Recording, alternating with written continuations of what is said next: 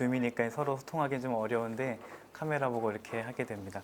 우선 저는 신수동 본당에 파견된 전준희 이사야 신부입니다.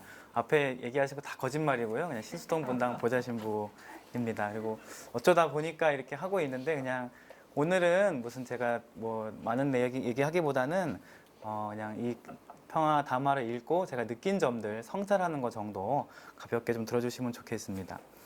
뭐 북한의 뭐 8차 당대니 뭐 미국의 대북 정책 이런 건 잘 모르고요. 그냥 그런 건 모르지만은 우리가 평화로운 세상, 서로 돌보아주는 세상을 만들려면은 남한 시민들과 북한 시민들이 서로를 기억하고 그리워하고 돌봐줘야 한다는 거, 그런 거는 그냥 생각하고 있어요. 뭐 큰 이야기는 오늘 못 드리고 그 정도 이야기로 좀 생각하시고 들으시면 좋을 것 같습니다. 우선 작년 1월 달에 평화의 날 세미나 그때가 좀 생각이 납니다. 팍스 크리스티 우리 공동체가 처음으로 만들어지면서 한국 사회에 구체적으로 기여할 수 있는 첫 번째 그런 일이었어요. 첫 번째 일이어서 굉장히 그때 기분이 좋았습니다. 혹시 그때 오신 분들 계신가요? 그때 오신 분들 아마 있으실 거라고 생각이 듭니다. 그때 이제 행사가 만들어질 때에 교황님 평화 메시지를 우리가 지속적으로 알리고 1월 1일에 한 번 그냥 종이 나오고 끝나는 것이 아니고 지속적으로 연중으로 쭉 알리고 또 알려진 그런 내용들을 우리가 실천하자, 그런 취지로 1차 이제 평화 세미나를 하게 되었어요. 근데 지난 1년을 돌아보면은 그렇게 우리가 많이 지속적으로 계속 평화의 날 담화를 2020년 동안 알렸는가, 또 우리가 계속 그 담화의 메시지 정신, 그때 뭐 대화라든지 경청, 생태적 회심 그런 얘기들이 있었는데 그런 것들 잘 실천했는가, 그런 것들을 좀 성찰하게 됐어요. 우리 팍스 공동체 여기 계신 분들 뭐 다 평화를 원하시는 분들이니까 그런 성찰에 좀 함께 초대하고 싶습니다. 작년에 제안된 내용들 중에 몇 가지 그런 게 있었어요. 한반도 비핵화를 넘어가지고 우리나라의 비핵화를 넘어서 핵무기 없는 세계로 나아가야 합니다. 그런 거 있고, 전쟁 피해자를 기억해야 합니다. 미리 드린 자료집에 있는 내용들 차례대로 읽는 정도로 하려고 해요. 그리고 교회에 살에 남아있는 역사의 아픈 상처를 어루만져서 영성으로 승화해야 합니다. 평화 학교를 엽니다. 한일 시민교류를 엽니다. 그러니까 처음 우리가 1차 세미나 하면서 여러 가지 포부를 밝히고 좋은 이야기들을 많이 했어요. 몇 가지 말씀드렸는데 혹시 이 내용 말고 오늘 오신 분들 중에 작년에 오신 분들 계실 테니까 또 기억나는 내용이 있으실까요? 작년에 어떤 이야기들이 있었지? 내가 작년에 이런 이야기 들었고 그것을 1년 동안 쭉 기억하면서 좀 실천하려고 했다. 그런 분들 응답이 있어야 우리가 이렇게 모여가지고 나누는 시간들이 좀 더 뜻깊을 것 같아요. 이제 작년 1년을 보면은 지금 다가오는 1월 달에 뭐 핵무기 금지 조약 그런 것들은 이제 시행이 돼요. 지난 10월 달에 50개국이 조인을 해가지고 이제 조약이 발효가 되고, 그리고 이제 한일 시민 교류 같은 경우도 코로나만 아니었으면 우리 팍스에서도 충분히 할 수 있는 그런 일이었을 것 같아요. 그리고 이제 한일 시민 교류 관련해서 내일 모레 뭐 희망 씨앗 기금 그런 데에서 한일 청년 20명이 서로 교류한 내용들을 1년 동안 고민한 내용들을 발표하는 그런 일들이 지난 1년 동안 쭉 있었습니다. 평화를 위한 그런 일들이 있었어요. 그리고 이제 교회는 살에 남아있는 역사의 아픈 상처를 어루만져서 영성으로 승화해야 한다. 살에 관한 이야기 많이 있거든요. 그냥 영적인 그런 얘기 아니고 살에 남아있는 상처를 어루만져서 그걸 영성으로 승화해야 한다. 누가? 교회가. 그런 이야기들 많이 하시는데 굉장히 아름다운 이야기인데 이 교회가 누굴까요? 교회? 주교회의나 이제 어떤 교구나 어떤 큰 데에서 예를 들어서 뭐 전쟁 피해자분들의 목소리에 귀를 만나보고 어루만져주고 뭐 그런 큰 행사를 할 수도 있겠지요. 그런 것도 뭐 교회가 하는 일이겠지만은 저는 이제 신수동 본당에 있는 사람이니까 우리 신수동 본당이 있고 이게 교회고 신수동 본당이 교회고, 그러면은 신수동 지역에 있는 사람들 중에 폭력에 희생된 사람들, 그런 사람들을 우리가 만나려고 했는가, 그런 것들을 자꾸 성찰하게 되었어요. 작년 생각들을 좀 많이 하게 되었고, 저도 이제 담화 내용을 신수동 교우분들에게 많이 알리지 못했다, 그런 성찰들을 하게 됩니다. 올해는 이제 이런 자리, 귀한 자리 함께하고 있으니까 2021년 보내면서 서로 응원해주고 1년 동안 잘할 수 있도록 이렇게 자꾸 쿡쿡 찔러주고 그런 것들이 있으면 좋겠습니다. 그리고 한 가지만 좀 덧붙이면은 한반도 종전 캠페인이 2020년 여름부터 진행되고 있어요. 여러 교단이 참가했고 김희중 주교님도 영상 메시지 내셨습니다. 한반도 평화 캠페인 아마 많이 참여하셨을 것이고 거기에 좀 참여해 주시고 좀 알려주세요. 김희중 주교님 영상도 좀 한번 보시고, 조회수가 너무 적어요 우리. 그래서 좀 봐주시고 알려주시면 좋겠습니다. 네, 그리고 이제 담화 내용 좀 볼 건데요. 54차 평화의 날 담화 제목은 이제 평화에 이르는 길인 돌봄의 문화라는 제목을 갖고 있습니다. 이렇게 사물을 볼 때에 저는 보통 기원이라든지 구성이라든지 그리고 의미 이렇게 세 가지로 많이 보는 편이에요. 신자분들하고 얘기할 때에 특히 미사에 대해 얘기할 때 이게 어디서 흘러나온 것인지 어디서 시작되는 것이고 이게 어떻게 구성되어 있는지 말씀 전반부 후반부 이렇게 되어 있고 그래서 그 미사가 오늘날 우리에게 어떤 의미가 있는지 예수님의 현존이 뭔지 그런 식으로 나눠서 얘기하는 편이거든요. 오늘도 그 정도 내용 이게 어디서 시작된 것이고 또 어떻게 생김새가 어떻게 되어 있고 그래서 우리에게 의미하는 바가 뭐냐 그 정도 이야기 나눠드릴까 합니다. 우선은 이제 순서는 구성부터 말씀드리려고 합니다. 우선 전반부 후반부로 좀 나눠볼 수 있는데요. 담화의 전반부는 시간 순서대로 짜여져 있어요. 시간 순서대로 쭉 짜여져 있고 돌봄이라는 주제를 하나 놓고 창세기 이야기부터 시작해서 쭉 훑고 교회까지 쭉 이렇게 이어지는 그런 이야기입니다. 그 전반부고요. 담화의 후반부는 돌봄을 위한 네 가지 원리를 제안을 하는데 그것을 나침반이라는 이미지로 집약해가지고 제시하고 있어요. 나침반. 그러니까 간단한 거예요. 전반부는 시간순 일람인 것이고 후반부는 이미지를 하나, 그림을 하나 교황이 보여주고 있다. 그런 정도로 이해하시면은 좀 쉽게 다가갈 수 있을 것 같습니다. 이 담화의 전반부에는 그래서 성서 이야기가 많이 있어요. 많이 있는데 여러 가지 있는데 그냥 네 가지만 뽑았습니다. 네 가지 요약할 수 있고 그 네 가지 중에 앞에 두 가지는 창세기에 다 있는 내용이고 또 뒤에 두 가지는 루카계 문헌에 있는 이야기들입니다. 첫 번째로는 이제 담화의 전반부의 첫 번째는 그런 이야기예요. 하느님이 우리에게 돌봄의 사명을 주셨다. 하느님이 우리에게 돌봄의 사명을 주셨다. 창세기에 있는 이야기이죠. 세상을 만들어 주시고 그것을 잘 돌볼 사명을 우리에게 주셨다는 겁니다. 아담을 만들었고 그 아담은 딴 데가 아니고 아담아, 흙을 돌보면서 거기서 자기 먹을 것을 구해야 하는 거지요. 세상 처음부터 이제 우리에게 주어진 그런 사명입니다. 그런데 한번 생각을 해보세요. 우리에게 이게 다 이제 아는 얘기고 하느님이 우리에게 돌봄의 사명을 주셨다. 뭐 거기까지는 다 쉬운데 그 다음에 어떻게 됐어요? 그 다음에 우리가 그런 고귀한 사명을 받고 돌봄의 일을 하기로 이제 부르심 받은 건데 그 다음 바로 이어지는 내용이 다 쫓겨나는 이야기인 겁니다. 우리가 제대로 돌봄을 하지 않고 하느님 뜻을 따르지 않으면 우리에게 주어진 땅에서 쫓겨나게 돼요. 쫓겨난 사람들이 땅을 돌볼 자격이 있는가? 처음에 우리에게 주어진 그 소명이 남아있는 유효한 거냐? 그런 질문들을 할 수 있는 거죠. 그리고 당연히 그 소명을 어떻게 보면 잃게 되는 거죠. 돌볼 땅을 잃게 되니까 우리의 소명도 잃게 되는 겁니다. 땅을 잃게 되는 이야기. 그 이야기가 굉장히 중요해요. 구약 성경 전체가 그 땅에 대한 이야기거든요. 땅을 돌볼 자격이 누구에게 있는가? 우리가 어떻게 다시 하느님이 주신 그 땅을 회복할 수 있는가? 잃어버린 낙원을 어떻게 다시 찾을 수 있는가? 그런 이야기들이 구약 전체를 꿰뚫는 그런 이야기입니다. 그 아브라함이나 모세도 다 땅 이야기 하는 거예요. 예언자들도 여러분들이 회개하지 않으면 유배가게 될 거다. 그 전부 다 땅 이야기인 겁니다. 실제로 땅을 실제로 잃게 되죠. 그것이 기원 전 586년에 있던 바빌론 유배가 되는 거죠. 구약 전체를 꿰뚫는 이야기가 이 돌봄과 땅에 대한 이야기, 소명에 대한 이야기가 되는 겁니다. 구약의 땅 이야기 중에 핵심은 그래서 바빌론 유배를 간 그 사건이고 그 사건을 통해서 우리가 지금 다루고 있는 이 창세기가 쓰여진 거예요. 그 옛날 유배 시절에도 사람들이 지금 우리랑 똑같은 질문을 하는 거예요. 다 쫓겨나고 성전이 없어지니까 이제 우리 어떻게 해야 되지? 하느님과 어떻게 만나야 되지? 하는 그런 질문들을 했고 그때에 그 지도하는 사람들이 창세기를 제시하는 거예요. 하느님은 온 세상의 주인이시다. 그런 이야기들로 사람들의 질문에 응답하는 겁니다.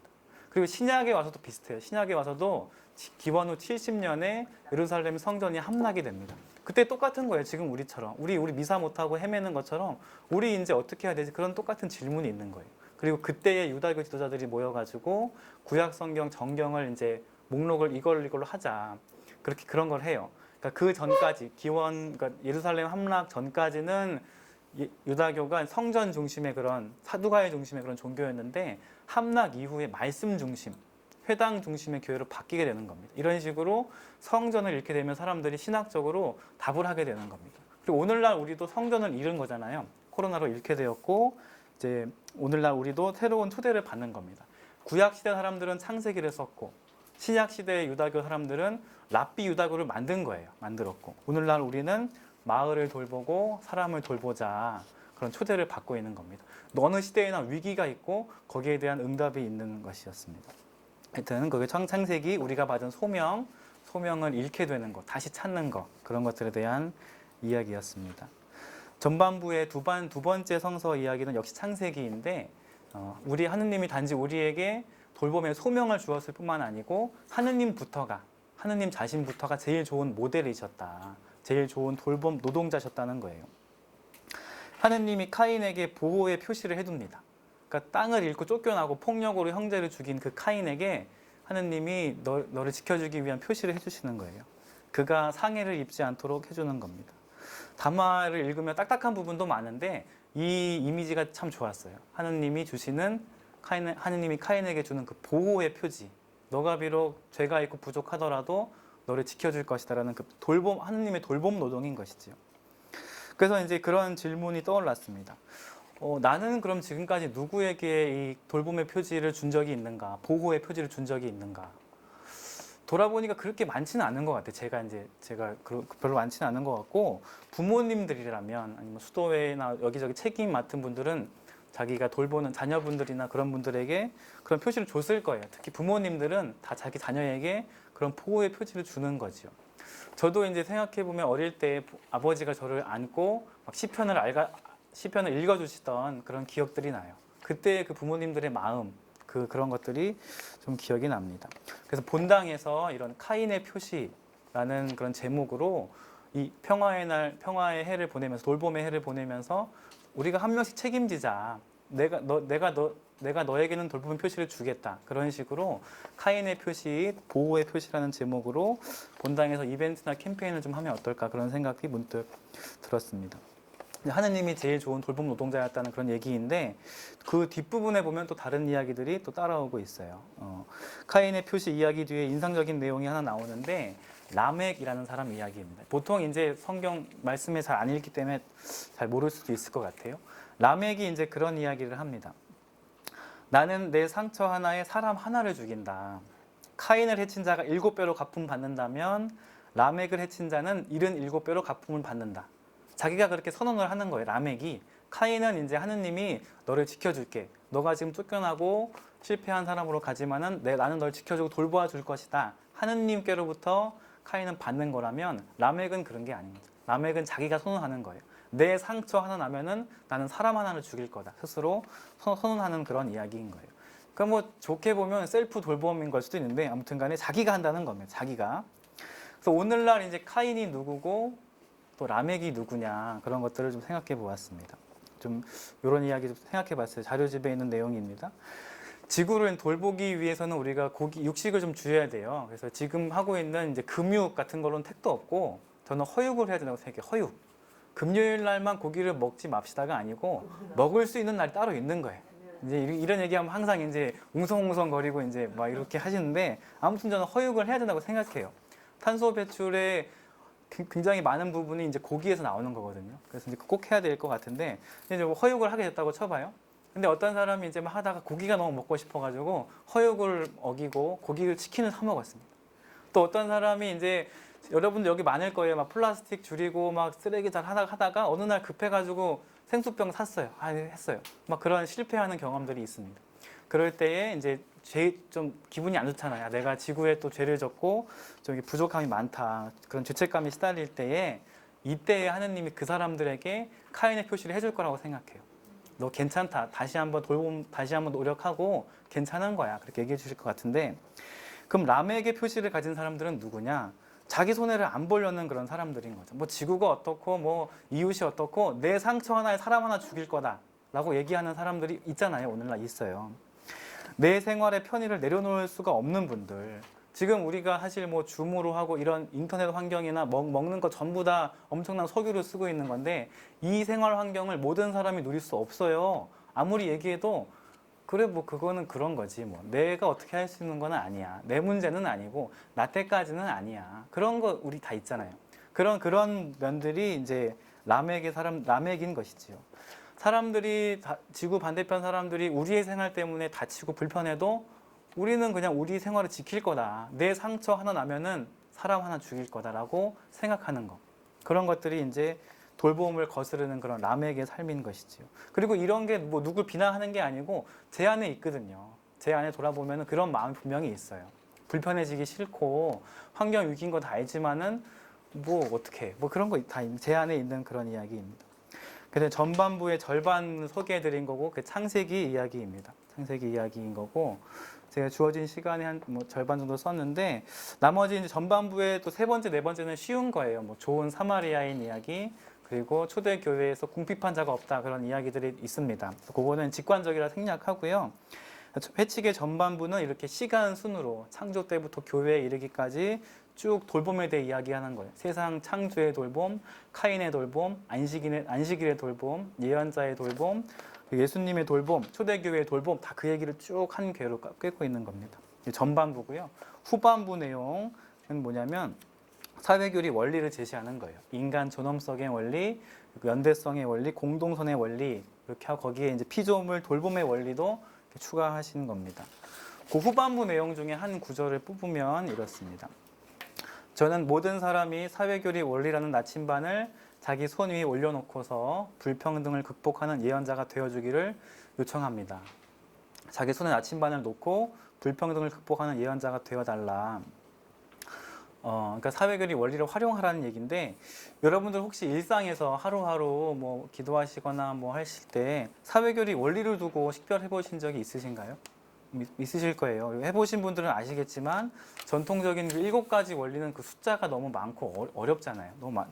여러 분야의 전문가가 모여가지고 하나의 이슈를 두고 깊게 볼 때는 도움이 되겠지만은 실제로 우리 평범한 사람들이 쓰긴 너무 어렵더라고요. 저는 그랬습니다. 여기 계신 분들은 이제 어떤 분들은 능수능란하게 쓸 수도 모르겠지만은 저는 하나하나를 놓고 따지기가 좀 어렵더라고요.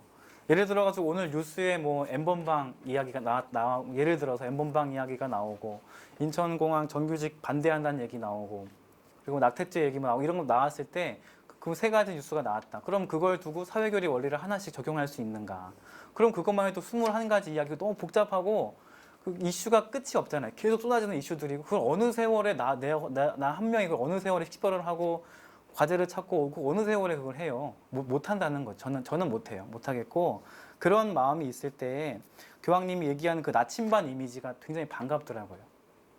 자기 손에 나침반을 두고 갑시다. 나침반은 계산기가 아니잖아요. 그냥 자동으로 움직이는 겁니다. 자동으로.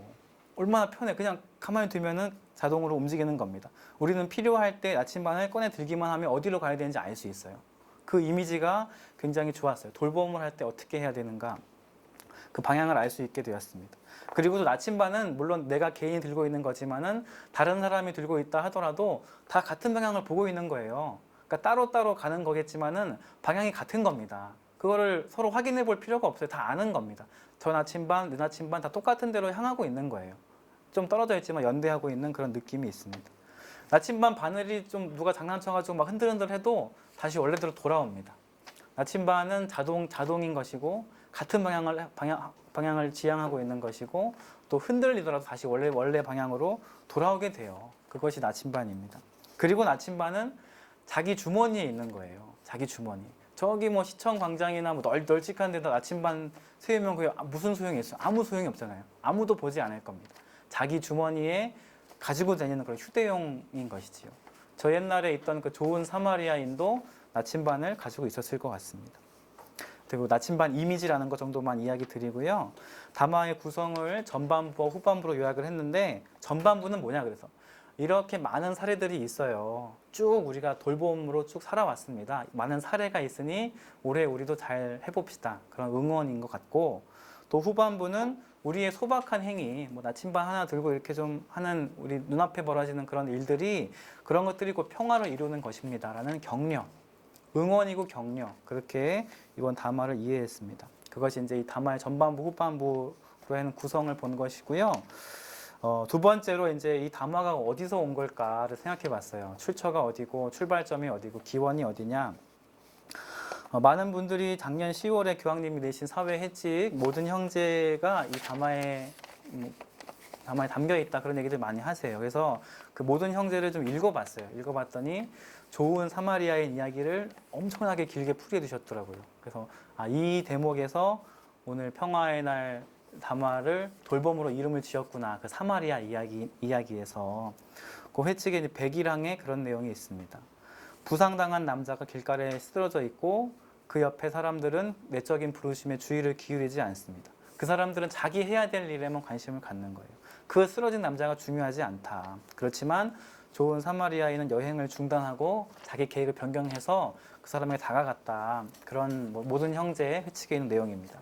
이게 돌봄의 이야기인 거죠. 이런 이야기에서 영감을 받아서 교황님이 돌봄에 대한 이야기를 쭉 하시는 게 아닌가 싶어요. 그래서 이제 찾아봤어요. 모든 형제 읽으면서 그 생각의 출처가 여기일 테니까 이것 좀 뭐 깊이는 아니라도 읽어봤는데 어떻게 돌봐야 되지?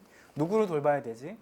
얼마나 어떻게 해야 되지? 그런 거 찾아봤는데 잘 못 찾겠더라고요. 뭐 이렇게 이민, 난민이라든지 뭐 장애인 그런 얘기 좀 있는데 제가 보게 된 거는 읽다 보니까 교황님의 걱정이나 근심이 더 많이 들어왔어요. 이러이러한 힘들 때문에 우리가 서로 돌보지를 못한다. 그런 이야기들이 곳곳에서 보였습니다. 제가 그렇게 읽은 건데 그런 것들을 오늘 모아가지고 좀 소개해 드리려고 해요.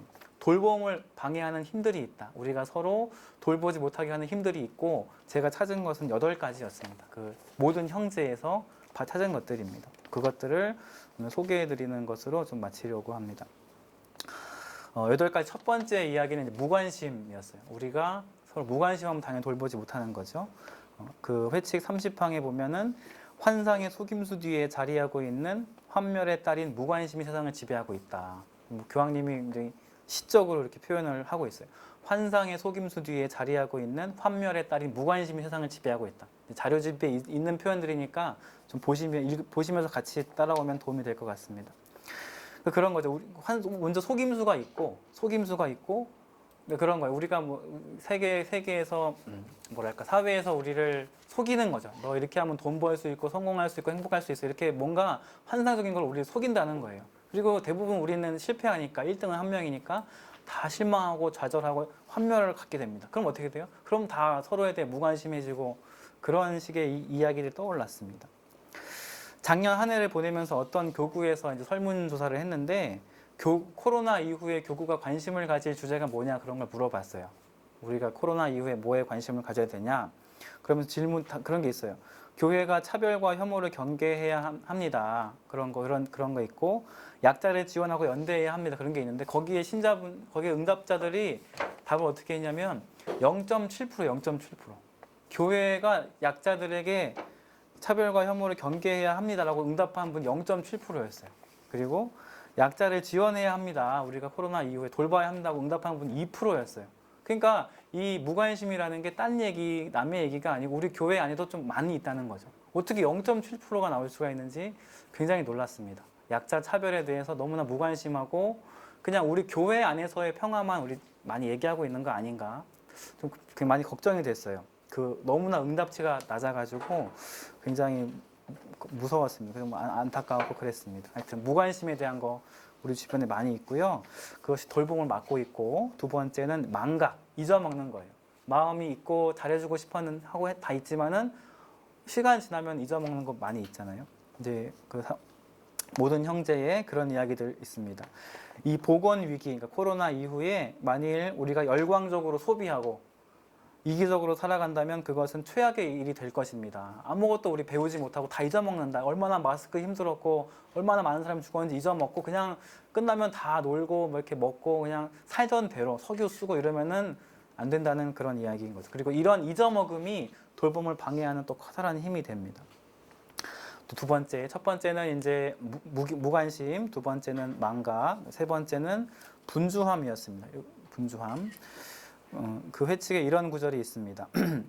오직 단 한 사람만 멈춰가지고 그에게 다가가 돌보주었으며 심지어 그를 돕기 위하여 자기 돈을 썼습니다. 그는 우리가 열광적으로 집착하는 무언가를 내준 것입니다. 그에게 시간을 내준 겁니다. 그리고 그 사람도 분명히 자기 계획이 있었을 거다. 그런 이야기들을 하고 있어요. 이 분주함에 대해서 현대인들이 많이 공감할 것 같습니다. 연말에 한번 이제 뭐 돈으로 기부하는 것까지는 많이 할 수 있잖아요. 근데 이제 낯선 사람, 내가 모르는 사람을 위해 시간을 낼 수 있냐? 시간을 낼 수 있을까? 분주하게 지나가는 도시에서 우리 그런 걸 할 수 있을까? 우리의 문화가 그런 것들을 지지해주고 있나? 나는 그런 걸 할 수 있나? 그 분주함에 대한 우리는 왜 이렇게 바쁜 거지? 그런 생각을 좀 하게 되었습니다. 네 번째로 찾은 것은 무력감이었어요. 무력감. 76항에 그런 얘기가 있습니다. 요것 세계화된 사회는 우리의 시선을 돌리는 우아한 방법을 가지고 있습니다. 우리는 완곡오법으로 돌봄이 필요한 사람들에 대해 말하며 그들의 생생한 사진을 텔레비전에 방영합니다. 이것도 이제 교황님이 약간 좀 비꼬는 것 같아요. 우아한 방법이 우아한 얘기가 아니잖아요, 지금. 굉장히 세련된 방법이지만 우리를 서로 멀어뜨리게 하는 그런 방법들이 있다. 우리는 돌봄이 필요한 사람들에 대해서 완곡오법으로 그냥 좀 돌려가지고 얘기하는데 TV를 키면 너무나 막 생생하게 나온다는 거예요. 그런 거에서 오는 그런 무력감이 있는 거죠. 내가 도와줄 수 있는 거는 없어, 사실은 없어. 저렇게 심각한데 우리가 할 수 있는 건 별로 없고 그냥 TV에 나오는 거 좀 그냥 보고 그냥 그 정도? 막 그리고 우리 무기력함에 젖어드는 그런 일들이 좀 있습니다. 다섯 번째 찾은 것은 이제 집단 이기주의 뭐 그런 이름 붙여봤는데요. 이런 구절이 있습니다. 특정 관심사를 추구하는 파트너인 동료만이 있습니다. 관심사가 같은 동료만 찾는 거다. 그러니까 이제 관심사가 다르면 관심의 대상도 아니고 돌봄 대상도 아니고 우리들 이제 우리의 일을 위해서 쭉 나아가는 거죠. 그런 것들이 있고 또 여섯 번째 돌봄을 방해하는 힘은 너 탓이다. 그냥 개인의 탓이다. 개인 책임을 주장하는 거. 얼마 전에 이제 또 장관 후보자 나오신 분도 그런 비슷한 얘기 했잖아요. 걔가 잘못했으면 안 죽었을 거다. 그런 것들이 이제 다 우리 서로의 돌봄을 방해하는 그런 힘들이라고 생각합니다. 일곱 번째로 이제 장애물로 여기는 마음. 소비적 개인주의는 불의를 일으킨다 하면서 다른 사람들을 우리가 누리는 고요함을 방해하는 장애물로 간주한다. 그런 마음들이 있으니까 우리가 돌보지를 못하는 거지요. 마지막 여덟 번째는 이제 모욕하는 말. 말에 대한 이야기도 자세하게 있었는데 뭐 이건 읽지는 않을 거고요. 자료집에 있으니까 읽어보시면 다 아는 내용이니까요. 그렇게 되고 쭉 8가지 내용들을 그냥 찾아봤습니다. 아마 더 있을 수도 있는데 제가 본 건 이런 거고 교황님이 돌봄이 안 되는 이유들에 대해서 많이 생각을 하신 게 아닌가 그렇게 저는 읽었습니다. 그래서 이제 그런 돌봄을 방해하는 힘들을 거슬러서 좀 관심을 갖고 기억하고 시간을 내어주고 상대를 존중하자는 교황님의 초대가 이제 모든 형제에 담겨 있고 그 생각 때문에 이번 올해 평화의 날 담화를 돌봄이라는 제목으로 낸 게 아닌가 그런 생각을 하게 되었습니다. 이제 마지막 간단하게 마무리하면요. 이제 뭐 마지막 담화의 의미라기보다는 뭐 질문인데 마지막 생각은 그런 거였습니다. 왜 교황님이 돌봄을 꺼내 들었을까? 돌봄 너무 개인적이고 돌봄 가지고 되나? 좋은 사마리아인으로 되는 건가? 다음번에 또 그 길가에서 강도 만난 사람이 있으면 또 다음 사마리아인이 도와주고 그렇게 해서 반복되는 걸로 괜찮은 걸까? 그 길에 보초를 세우고 그리고 그 강도 때 찾아가가지고 당신들에게 교육을 제시하겠습니다. 직업 사회로 나오세요. 그런 일들이 필요하지 않은가? 그런 생각들은 좀 들었고 거기에 대한 답은 아직 얻지 못했습니다. 우리가 뭐 개인적인 돌봄도 필요하지만은 좀 구조적인 이야기 그런 것도 중요하지 않나? 그런 질문들은 여전히 좀 남아 있습니다. 그렇게 하고 이제 마지막 이제 새해 이제 일상을 꾸리시면서 과연 나는 돌봄을 방해하는 8가지 힘들 중에 어디에 가장 취약한지를 좀 살펴보고 가장 악영향을 끼치는 것이 무엇인지 하나씩 줄여가면 좋겠어요. 저 같은 경우는 이제 8가지 힘들 중에서 그 무력감이 제일 큰 것 같아요. 무력감. 내가 본당의 신부로서 뭘 할 수 있을까? 무력감이 크고 분주함, 뭐 하는지 바빠가지고 지나가는 경우도 많고 잊어먹는 경우도 많습니다. 그래서 올해 이제 1년 평화를 위해 이제 일하시면서 돌봄을 방해하는 힘이 무엇인지 가장 나에게 크게 영향을 미치는 게 뭔지를 좀 보시고 그것부터 줄여나가는 방식으로 이번 담화를 소화하시고 다음번 2022년 평화의 날 담화를 들으실 때에는 내가 이런 것들을 1년 동안 기억했고 실천해 왔습니다. 그런 식으로 서로 말할 수 있으면 더 좋을 것 같습니다. 이것으로 오늘 이야기를 마치겠습니다. 감사합니다.